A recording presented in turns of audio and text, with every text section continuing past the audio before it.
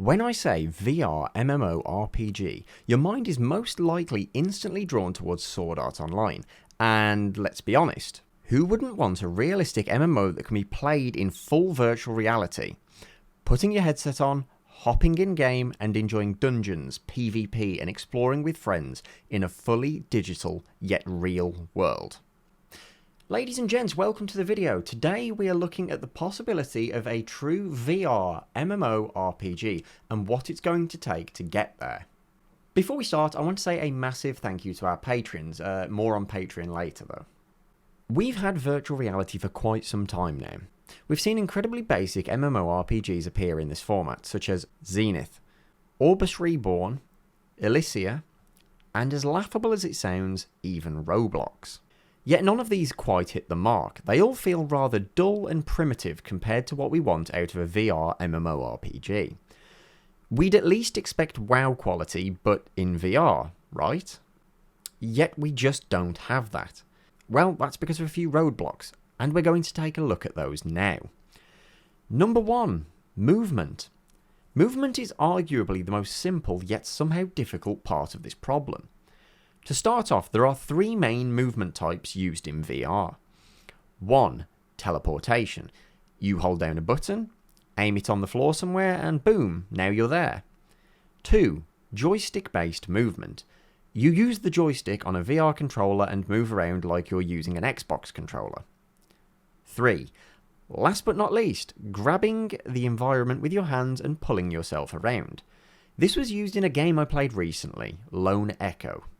This method only really works in space, as it feels perfectly natural to pull yourself around in 0G. The main problem with teleportation is that it completely ruins all aspects of an MMORPG. Hazardous floor effects are now completely null and void. Distance between objectives doesn't really matter, as you can just keep teleporting towards your objective. And last of all, it's incredibly unsightly to other players. Imagine walking around in WoW, Final Fantasy or New World, and seeing players just rubber banding all over the place. And joystick movement has its own issues. It might seem like the most sensible of the two, but it's actually very sickening for a lot of people. What you forget is that if you're walking forwards in the game and you stop moving, your body will naturally lean backwards to counter the forward momentum that doesn't exist. And this causes sickness for a lot of players, as it's actually a very unnatural movement method. The most feasible solution we currently have for this problem is omnidirectional treadmills. Similar to those seen in Ready Player One, yet a bit less techy, the Omni One VR is a very good step in that direction. It's an octagonal platform with a sloped surface that your feet slide on, with shoes tracking the position of your feet. Sounds great, but the real issue is its size. While being the smallest of its kind, it's still taking up a massive amount of space, at least 1.5 meters squared once you account for the space you'll need for flailing your arms around like an idiot. This, for most people, will require a dedicated room for VR, as nobody wants to be hauling this monster in and out of storage between sessions. Problem number 2. Networking and servers.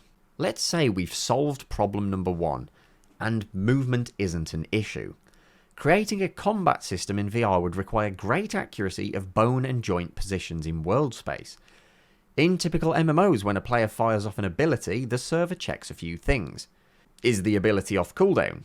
This one's as easy in VR as it is in a modern MMO, so no problems there. 2. Is the player in range? Again, fairly easy, except now we're accounting for players' arm length, and accounting for all variations of that. Thirdly, is the enemy in line of sight? Now, this one adds some complexity to the mix. Let's say it's a sword ability. The player's head tracker might not be in line of sight as they're behind a wall, but the player can now reach around the corner and hit them blindly with the sword. There is now a lot more calculations being ran, such as joint positions, maximum bone length. Can the player even reach that far? Something that is currently 2 to 3 fast checks on the server is now a rat's nest of checks accounting for possible maximum joint rotation, arm spans varying per player, how fast a player is moving each limb, did they somehow manage to kick an enemy 6 times in under a second, if so, how, All of these sanity checks being run on a server now equate to upwards of 30 times the amount of flags and checks being made. Now remember, this is just being run on an attack, but a player jumping up somewhere, crawling under a low cave, and even walking are all now firing off many more checks than in a regular MMO. This problem can be easily solved a few ways. 1. New processing chips are coming out very quickly, with AMD doubling their consumer chips core counts almost yearly. I personally currently own a 3-year-old 16-core CPU in my desktop, and you can buy this exact one for $300. Server-grade CPUs are no exception either, and the AMD EPYC chips are getting bigger and faster at an alarming rate. We're starting to see an arms race between the big tech companies to see who can outcore the other competitor. Solution 2. Atomic clock networking. This is a relatively new one to me, but I was glad to see Linus Tech Tips cover this in a recent video. I suggest you guys check it out. This alone could lead to 100 times speed up in network validation. So, this one sounds too good to be true. However, it's actually a bigger deal than people make it out to be. A lot of the processing in data centers and servers is usually used on checking the packet's timestamps. When the computer sends out data to another, it leaves a timestamp of when it was sent. These are usually a great addition until your CPU is spending a large amount of resources accounting for the delays between systems and working out how to handle these delays. Not to mention, your packet's timestamp is sometimes incorrect by up to 1/4 of a second. When you take that discrepancy, and then take the extra milliseconds your computer takes to correct it, well, you've wasted a hell of a lot of processing power and time. This is where atomic clock cards come into play. Facebook recently made the move to these in their data centers for testing. These are correct to within a few nanoseconds of real time. This even led to a whopping 100 times network performance in the Facebook data centers, according to Facebook themselves. If everyone used one of these in the future, packets will be validated or invalidated almost instantly. Now, I'm no expert on atomic clock cards. However, from what I've researched, I have a rough concept of how this works, and from what I can tell, I am correct in my understanding of this. Problem number 3. Adoption. This problem is sadly the biggest of them all, and almost entirely out of the hands of the consumer. We've left the honeymoon period for VR. The novelty has worn off, meaning new people who want to get into VR also want a good reason to, such as a VR MMORPG. Yet, for somebody to want to make such an ambitious game, they would need it to be worth their time and money investment, which, sadly, with the current rate of VR adoption, wouldn't be possible. While VR adoption is growing, the list of games that I would truly call a game is sadly not. For example, I own a lot of VR games, yet 95% of them are short-term gimmicks that don't really serve any purpose after 2 to 5 hours. The only 2 games I would currently call games are Half-Life Alyx and Lone Echo. The problem of adoption will sort itself out as soon as we've got more games that are full-blown story games from AAA studios. Now, let's say we've overcome all of these problems.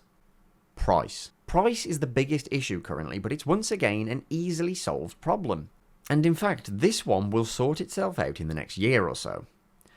Currently, to get a PC that is VR capable, especially at the fidelity that we'd need for an open world VR MMORPG, we are looking at about $3,000 to $4,000, including all peripherals and the latest GPU, if you can even get your hands on one currently. When you combine that with the omnidirectional treadmill, it's looking pretty expensive.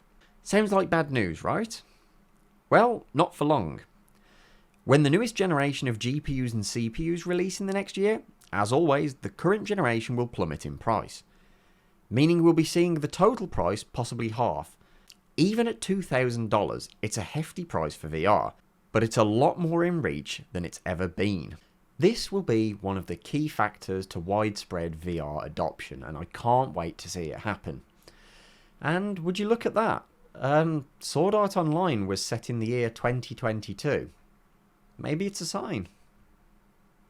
Ladies and gents, thank you so much for watching. If you've enjoyed this, consider dropping a like and a sub. If you wish to support this channel and my content further, consider joining my Patreon like these beautiful people have. For as little as the cost of a cup of coffee every month, you can support me and my work. As always, have an awesome day and a fantastic week. And as usual, I'll see you all over on Twitch if you're watching this as it premieres.